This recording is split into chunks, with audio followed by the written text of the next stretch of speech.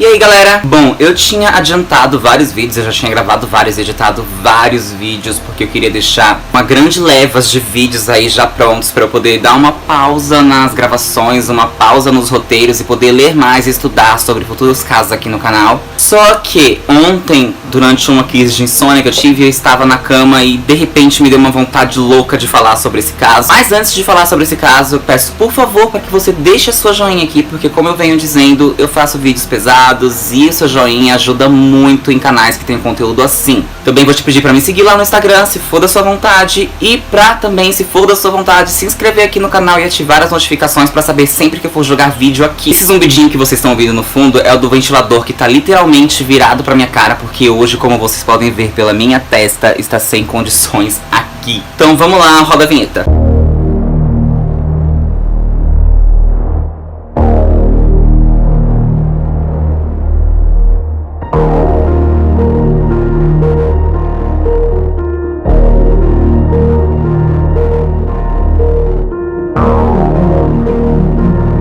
Antes do vídeo começar, eu queria fazer uma observação aqui. Eu praticamente desde os meus 15 anos de idade sou fissurado em fazer pesquisas sobre crimes. Sempre que eu sei sobre um novo caso, eu vou e pesquiso e não canso até eu saber mais sobre aquele caso. Antes de começar o canal, eu sempre achei que eu soubesse de tudo sobre qualquer caso. Só que pra fazer o canal, eu sempre gosto de pesquisar os casos mais a fundo, que é pra poder trazer o máximo de informação e conteúdo possível pra vocês. Fazendo isso, eu acabei descobrindo que casos que eu achei que eu conhecia, todas as informações que eu conhecia ao máximo, na verdade, eu sabia simplesmente a ponta do iceberg. E esse é um desses casos em que eu descobri várias informações enquanto eu pesquisava pra esse vídeo, e eu espero que fique do agrado de vocês. Como sempre, quando eu faço os vídeos, eu gosto de começar a falar da vida dos serial killers lá do princípio mesmo, desde quando eles nasceram, como foi a infância deles, tudo o que se passou na vida deles pré-crime, tudo o que aconteceu entre o nascimento e o momento em que eles cometeram o primeiro assassinato. Gosto de trazer esse tipo de informações pra vocês, porque seria muito fácil simplesmente chegar aqui e falar, bom, tem um fulano que é louco e matou 16 caras e falar sobre as vítimas e bababá, bubum,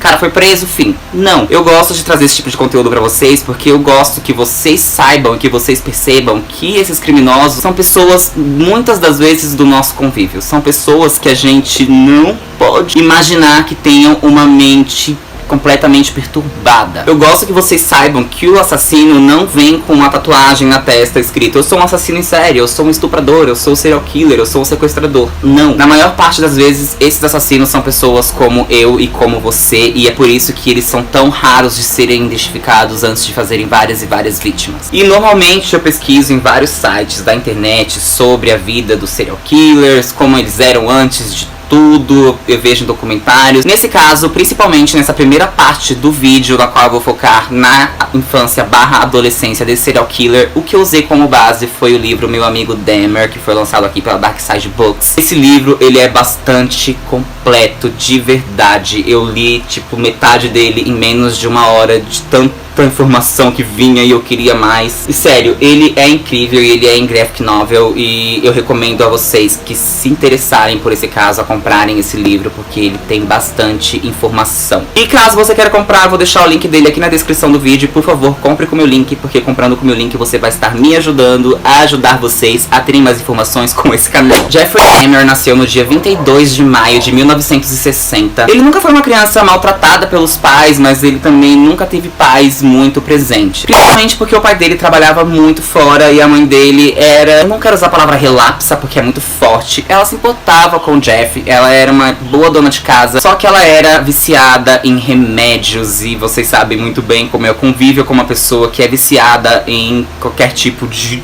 coisa. E ela começou a ficar viciada em remédio quando ela estava grávida do Jeff, porque o corpo dela simplesmente rejeitava a criança, como alguns médicos achavam. Quando ela ficou grávida do Jeff, ela passou a sentir vários espasmos pelo corpo e começou a ter o que se chama de ataques epiléticos. Então ela começou a se medicar muito nessa época, e daí surgiu o vício dela em remédios, que durou acho que quase a vida inteira dela. O Jeffrey sempre foi uma criança que não gostava muito de companhia. Ele se sentia melhor quando ele tava sozinho, quando ele tava no canto dele. Quando ele entrou na pré-adolescência, ele começou a procurar cadáveres de animais pelas ruas para poder dissolver os corpos desses animais no ácido, porque ele tinha bastante interesse na anatomia, acho que eu posso chamar assim. Ele tinha muito interesse em ossos e vísceras e ele gostava de saber como esses animais eram por dentro. Inclusive, nesse livro já começa numa cena em que ele encontra o corpo, se eu não me engano, de um guaxinim na estrada e enquanto ele está indo pra casa com o corpo desse guaxinim, ele encontra alguns colegas de escola que perguntam o que ele está fazendo com aquele corpo e ele diz que ele vai dissolver no ácido. Não sei se eu comentei, se esqueci de comentar, mas esse ácido ele conseguia com o pai dele, que era químico. Quando ele está com esses jovens lá e tal, mostrando pra eles, os jovens meio que desacreditam e ele fica puto da cara mesmo e quebra um vidro que tá com, se eu não me engano, um coelho dissolvido dentro. E esses jovens saem desesperados e morrendo de nojo, chamando o Jeffrey de maluco. E o Jeffrey era conhecido assim na escola, em todos os lugares, porque ele era um jovem estranho. Ele era um jovem muito na dele. E vocês sabem como são adolescentes, eles não deixam nada passar. Então o Jeffrey sofria muito bullying pelo jeito dele andar, pelo jeito dele se comportar e por ele ser muito na dele. Enfim, paralelamente a isso, a mãe dele continuava a sofrer de ataques epiléticos constantemente e também, se eu não me engano, um decorador, eu acho que ele era decorador, não me lembro. Sim, ele era um decorador. E ele também sofria de ataques, eu não sei se eram epiléticos, mas ele tinha alguns problemas em funções motoras. E a maneira que o Jeffrey achou de se envolver mais com os outros alunos no ensino médio foi imitando os ataques epiléticos pelos quais a mãe dele passava e também imitando esse decorador. Inclusive, o autor do livro fala que na época eles não tinham meio que noção de como isso era triste. O fato dele precisar usar a doença da própria mãe para chamar a atenção dos outros e não ficar tão solitário. Graças a essas imitações do Jeff, foi criado um fã-clube pelo autor do livro, que é o Death Back Death. Eu não sei se eu comentei, mas ele era colega de classe do Jeff. E foi criado o fã-clube Dahmer, e nesse fã-clube eles desafiavam ele a ficar fazendo imitações de ataques epiléticos por vários lugares. Inclusive, a última vez em que o Death teve contato com o Jeff foi em um desafio em qual as pessoas do clube pagaram para o Jeffrey fingir ataques epiléticos no meio de um shopping. Ele teve contato com ele essa última vez porque antes de chegar no shopping, o Jeffrey literalmente bebeu um fardo de latinhas de cerveja e foi aí que ele percebeu que o Jeffrey era um jovem muito estranho. Sim, no ensino médio o Jeffrey virou basicamente um alcoólatra e parou mais de frequentar as aulas e ficava a maior parte do tempo do lado de fora do colégio bebendo muito, muito de verdade. Essas crises de bebedeira do Jeffrey surgiram na adolescência principalmente devido aos pais, e desde sempre brigavam muito. O casamento deles estava fadado ao fracasso desde que o Jeffrey se entende por gente. Eu não comentei aqui sobre o irmão do Jeff, porque ele basicamente não é um assunto tão relevante assim pra esse vídeo, porque não tem muita coisa entre a relação deles dois. Mas o Jeffrey tem um irmãozinho que, se eu não me engano, é 7 anos mais novo que ele. Tinha, no caso. Então, os pais do Jeffrey brigavam. E o Jeffrey já não aguentava mais viver dentro da própria casa. O autor também revela que depois que o Jeffrey começou a beber, só teve uma semana em que o Jeffrey se sentiu normal e uma semana em que o Jeffrey passou inteiro sem tomar um gole de bebida, que foi uma semana em que eles fizeram uma viagem pra Washington. E coincidentemente, nessa semana, ele estava longe dos pais. Então, tá mais que provado aí, na minha concepção, óbvio, não uma concepção geral, que o Jeffrey bebia muito, principalmente por causa do que ele passava em casa com as brigas dos pais. Foi no ensino médio também, na adolescência, ali pela faixa dos 15, 16 anos, que o Jeffrey percebeu que ele sentia atração por homens. E o primeiro impulso homossexual que o Jeffrey teve foi por um corredor que passava diariamente em frente à casa do Jeffrey. E o Jeffrey começou a ter fantasias sexuais com esse corredor. Porém, ele tinha fantasias sexuais das quais ele transava com esse corredor enquanto esse corredor estava morto. Inclusive, eu descobri aqui nesse livro uma coisa que eu também não sabia, que o Jeffrey ficou escondido entre os arbustos uma vez para tentar matar este corredor. Essa foi a primeira tentativa do Jeffrey de matar alguém, porém no dia em que ele foi tentar matar esse corredor, o corredor, por sorte, não passou. E ele levou esse fracasso meio que como um sinal e desistiu de tentar matar o cara. Em 77, após anos de briga, o pai dele finalmente saiu de casa e foi morar em um hotel e deu início aos trâmites de divórcio, no qual ele brigava muito com a mãe do Jeffrey, principalmente pelos bens e também pela guarda dos filhos. I feel it's wrong for people who commit crimes to try to shift the blame onto somebody else, onto their parents or onto their upbringing or living circumstances. I think that's just a cop-out. And my parents, my relatives, had no knowledge of what I was doing. They're absolutely not responsible for any of it in any way. And I take full responsibility. Esse mesmo ano, a mãe do Jeffrey resolveu fugir do estado para casa de parentes e levando o irmão mais novo porque ela tinha muito medo de perder a guarda do irmão mais novo e obviamente ela perderia, já que era fácil demais provar que ela era viciada em remédios e incapaz de cuidar dos filhos. Porém, a mãe do Jeffrey fugiu, deixando ele para trás para mentir para o pai dele, dizendo que eles não sabiam onde a mãe estava. E essa foi a primeira vez na vida em que o Jeffrey foi abandonado e daí surgiu um grande trauma do abandono. Segunda vez na vida em que ele foi meio que abandonado, ele não foi completamente abandonado, mas ele precisou ser abandonado, foi quando o pai dele resolveu, depois da formatura, sair da cidade, porque ele precisava focar nos estudos e no trabalho. Então o pai dele deu uma certa quantidade de dinheiro pro Jeffrey e deixou o Jeffrey sozinho com a casa disponível para ele poder pôr em prática as fantasias obscuras que ele tinha. Esse livro basicamente narra a história até aí. O autor decidiu não narrar os crimes porque ele diz que foi a partir daí que a admiração dele pelo Jeffrey acabou. Uma coisa que eu aprendi lendo esse livro e que o autor também fala muito é que eu senti realmente muita pena do Jeffrey. Não tem como você ler esse livro aqui e você ler esse livro sem pensar no que aconteceu com ele depois, no que ele virou depois. Você literalmente vai sentir pena do Jeffrey porque ele não teve uma vida muito normal, digamos assim. Ele era excluído da escola, ele não tinha amigos, porque o Durf não era bem amigo dele, ele tinha esse fã-clube dele, mas quando precisava sair pra uma social, digamos assim, ele jamais chamava o Jeffrey. O Jeffrey tava ali para entretê-lo. E ele deixa isso bem claro aqui nesse livro.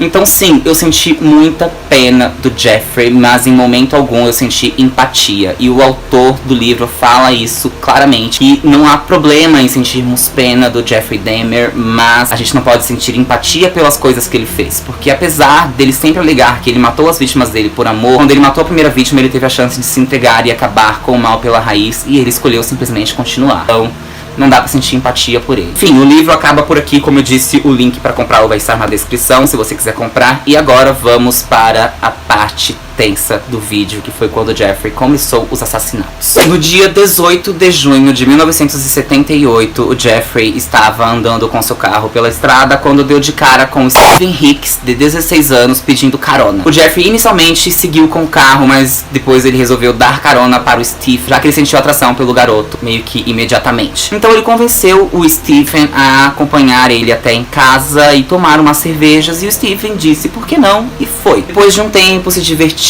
e bebendo, o Steven resolveu ir embora e, segundo Jeffrey, naquele momento ele sentiu muito medo de ser deixado de lado. Foi nesse momento em que ele pegou um daqueles halteres de academia e bateu no Steven até matá-lo. O Jeffrey narra isso como se ele tivesse tido uma espécie de surto e que ele só tivesse percebido o que ele fez depois que ele já tinha feito. Nesse momento, percebendo o que ele fez, ele sentiu uma atração enorme ao ver o corpo do Steven ali e se masturbou em frente ao corpo. E logo em seguida ele esquartejou o corpo e foi se livrar dele colocando em vários sacos. Enquanto ele estava indo em direção à floresta, ele foi parado pela polícia, que o questionou por que ele estava com aqueles sacos de lixo ali atrás, e ele disse que era simplesmente lixo que ele estava indo jogar fora, e os policiais não insistiram. Então ele chegou no meio da floresta e jogou os pedaços do Steven enquanto ele girava 360 graus, espalhando os pedaços do Steven pela floresta. Depois disso, demoraria 9 anos para o Jeffrey matar novamente. Em janeiro de 79, alguns meses após a morte do Steven, Jeffrey se alistou no exército a pedido do pai, que queria que o filho desse um rumo à própria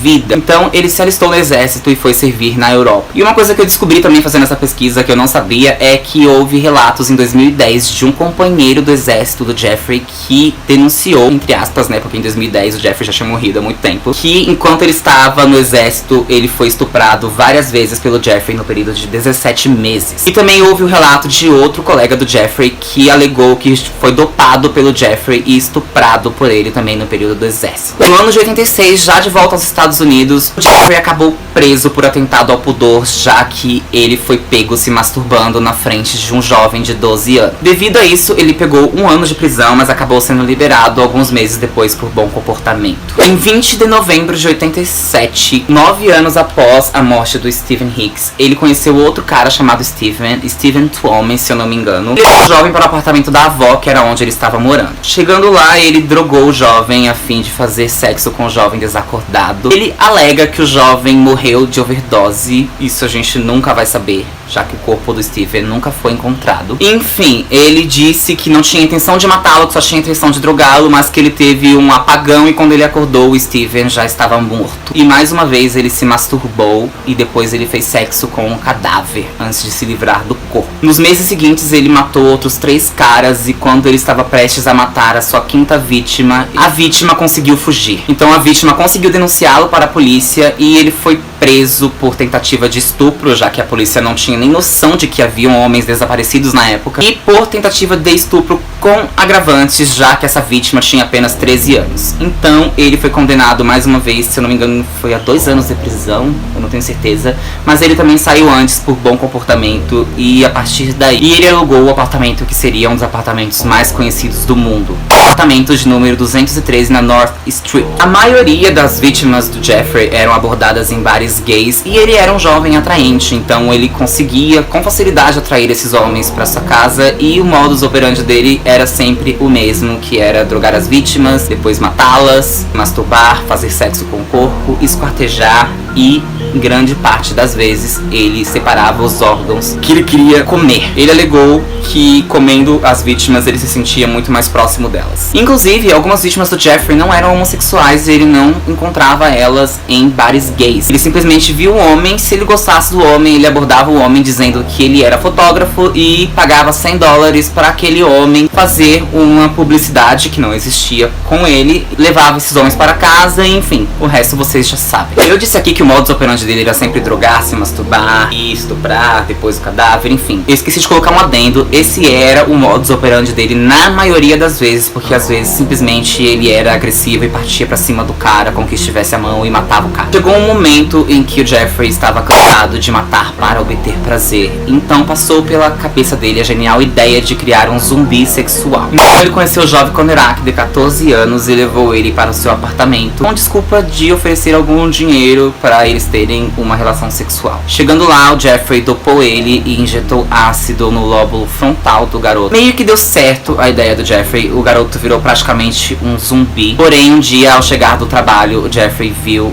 o garoto completamente nu no meio da rua conversando com algumas vizinhas e as vizinhas, sem entender o que estava acontecendo, tal, chamaram a polícia. Quando a polícia chegou, o Jeffrey disse que o Konerak era um namorado dele e que estava daquela maneira porque estava bêbado. A polícia se convenceu disso porque, como eu disse, o Jeffrey era bastante convincente. Então, depois que eles foram embora, o Jeffrey levou o garoto para o apartamento e o matou para não correr mais riscos. O Jeffrey Dahmer matou um total de 17 jovens. Os crimes do Jeffrey chegaram ao fim e o Jeffrey foi finalmente parado em julho de 1991, mais precisamente no dia 22 às 11h30 da noite, quando uma das vítimas do Jeffrey conseguiu escapar seminu do apartamento do Jeffrey e com uma das algemas penduradas no pulso. A polícia deu de cara com ele e um homem negro, a polícia ali um pouco preconceituosa e já com uma algema na mão. Deu o quê? Pano pra manga, né? Então a polícia parou ele inicialmente pensando que ele estava fugindo por ter roubado alguma coisa e tal, e ele, desesperado, começou a relatar para a polícia e ele foi para o apartamento de um cara que do nada ficou maluco, algemou ele, ameaçou matá-lo e que estava muito perturbado. Ele então levou a polícia ao apartamento 213 e a polícia conversou com o Jeffrey, que assumiu que estava tendo relações sexuais com o cara e foi dentro de casa pegar uma chave para abrir as algemas. O policial foi logo atrás e o que ele achou em cima de uma mesa que estava no apartamento do Jeffrey foi simplesmente a coisa mais grotesca que vocês podem imaginar. Ele encontrou polaroids com fotos de pedaços das vítimas e fotos das vítimas em posições sexuais horríveis. Naquele exato momento, os policiais eram voz de prisão para o Jeffrey, que tentou reagir, ele tentou agredir o policial, mas o policial conseguiu imobilizá-lo e pôs fim a anos e anos de crimes que nem sequer haviam passado pelo radar da polícia. Sério, a polícia não fazia ideia de que havia um assassino em série rodando ali o local. Após ser preso, os policiais encontraram uma cabeça, mãos e órgãos genitais no congelador do Jeffrey, que ele estava guardando ali para poder comer depois. Além, óbvio, das polaroids e de um barril cheio de partes humanas que estavam sendo derretidas no ácido. Enfim, o julgamento do Jeffrey durou vários meses e ele foi condenado ao total de 16 prisões perpétuas, mais 70 anos. Enfim, depois de preso, o Jeffrey se converteu mais uma vez ao cristianismo, que ele havia se afastado da religião. To do with it.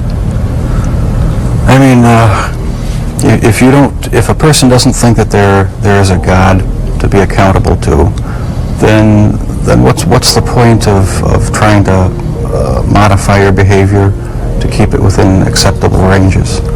That's how I thought anyway. And I've since come to believe that the Lord Jesus Christ is truly God, the Father, the Son, and the Holy Spirit. E segundo o padre da paróquia do presídio, o Jeffrey nunca disse que matou ninguém por ódio. Ele dizia que matava todas as vítimas por amor. Enfim, amor na concepção do Jeffrey. Enfim, no dia 28 de novembro de 94, o Jeffrey foi limpar o banheiro da prisão acompanhado de outros 2 presos. Um deles era Christopher Scarvey, que era um preso esquizofrênico e que estava na cadeia por assassinato. Acontece que no meio de um surto, o Chris matou o Jeffrey e o outro prisioneiro. O Jeffrey chegou a ser levado para o hospital, mas ele morreu no meio do caminho. E a curiosidade é que o Jeffrey morreu espancado por um haltere, que é a mesma arma que ele usou para matar a primeira vítima, Stephen Hicks. E esse foi o fim definitivo da história trágica do Jeffrey Dahmer. Sim, gente, uma história trágica. Como eu disse, a gente não pode sentir empatia por ele, a gente não pode falar, caraca, não, tem uma motivação para ele ter matado todos esses caras, ele sofreu bullying, gente, pelo amor de Deus, isso aqui. Não, a gente não pode sentir empatia pelo que ele fez, mas a gente também não pode negar que ele teve, como eu disse, uma adolescência bastante trágico. Vou deixar links aqui na descrição para ampliar aí o conhecimento de vocês, para vocês lerem mais sobre o caso. Eu, como disse, usei o meu amigo Dahmer como base principal da primeira parte desse vídeo, da qual eu relato a adolescência do Jeffrey. E também li os livros Arquivos Serial Killers, da Ilana Casoy, que tem o Louco Cruel e o Made in Brasil, e os Serial Killers Anatomia do Mal, que eu não vou tirar daqui porque eu sempre mostro eles em todos os vídeos de Serial Killers, mas caso você não tenha assistido nenhum dos meus vídeos, eu vou deixar a capa aqui, e se você quiser saber mais sobre Serial Killers, eu vou deixar aqui nos cards o link da playlist. No mais, o vídeo foi esse, galera. Eu espero que eu tenha trazido bastante informação. Eu não quis falar detalhadamente de cada uma das vítimas e o que ele fez com ela, porque eu acho que eu ia deixar o vídeo bastante longo. Mas no Arquivo Serial Killers da Ilana Casoy tem detalhado todas as vítimas que o Jeffrey matou. Não exatamente o que ele fez, mas os nomes delas estão todos ali. Enfim, eu gostei muito da Ilana Casoy ter colocado, porque eu acho que essas vítimas também merecem ser lembradas. Eu quis focar aqui mais pro lado do crime, mais pro lado da vida do Jeffrey, para o vídeo não ficar tão longo assim, mas é sempre bom que a gente lembre que existiram vítimas e que essas vítimas tinham família, e essas vítimas morreram de um jeito bem horrível e elas não podem ser esquecidas. No mais, o vídeo foi esse. Eu vou deixar o link para vocês comprarem Meu Amigo Dahmer e os outros livros aqui na descrição. Por favor, se vocês tiverem interesse em comprar com o meu link, eu agradeço demais a vocês, eu tô falando sério. E por favor, se inscreva aqui no canal, me siga lá no Instagram. Eu nunca falei aqui no canal, eu acho, mas por favor, se vocês quiserem ser meus amigos lá no Goodreads, eu deixo o link aqui embaixo, sempre na descrição, pra vocês saberem sempre o que eu tô lendo. Quando eu estiver lendo livros True Crime que eu estiver lendo pro canal, pra vocês saberem em primeira mão. Enfim, às vezes eu faço review dos livros que eu estou lendo lá. Se inscrevam aqui no canal, por favor, dê o seu joinha nesse vídeo. E eu vejo vocês na próxima semana. E, mais uma vez, eu espero que vocês tenham gostado do vídeo. Até lá!